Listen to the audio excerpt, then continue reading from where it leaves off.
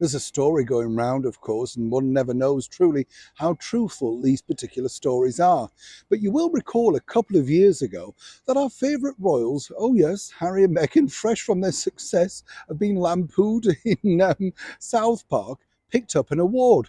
No, not that one, not the Ripple of Hope Award or the other one with the blue background. I can't remember, can you? They pick up awards like confetti as long, of course, as they're ready to turn up and possibly get a fee for turning up at that particular event.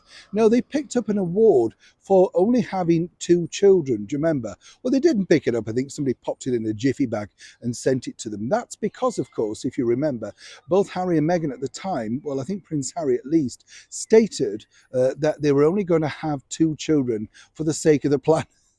The sake of the planet. I know, couldn't make this stuff up, could you?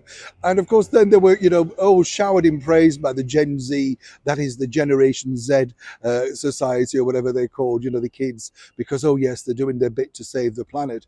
Of course, everybody knows who's got children exactly how expensive they are to raise. So once again, a strange thing.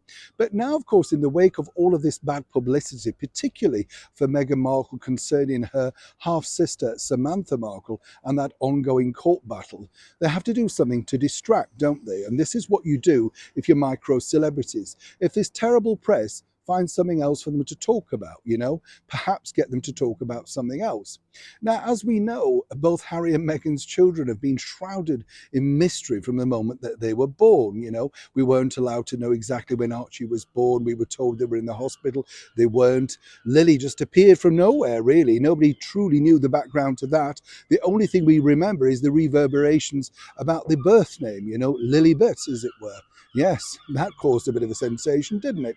But now there's a rumour flying around that Meghan could be with third child.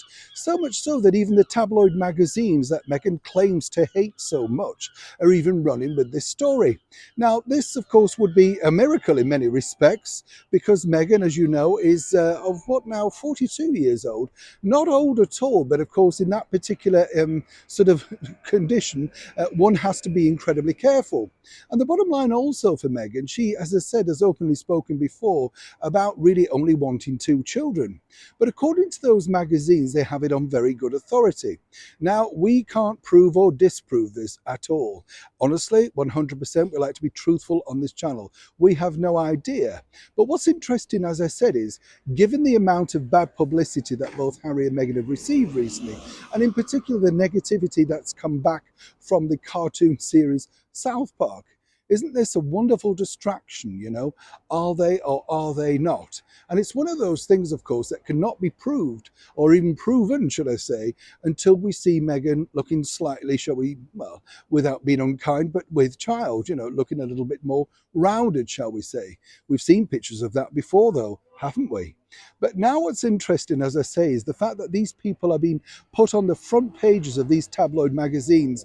No litigation has come forward, no open denial. So the bottom line is, once again, with Harry and Meghan, this particular brand of PR suits them. Because if you're talking about that, you're not necessarily talking about their ongoing legal battles, and particularly the very thorny one with her half-sister, Samantha, which is set to get more murky as the months go on. As ever, with all of these stories, when I know more, you'll know more.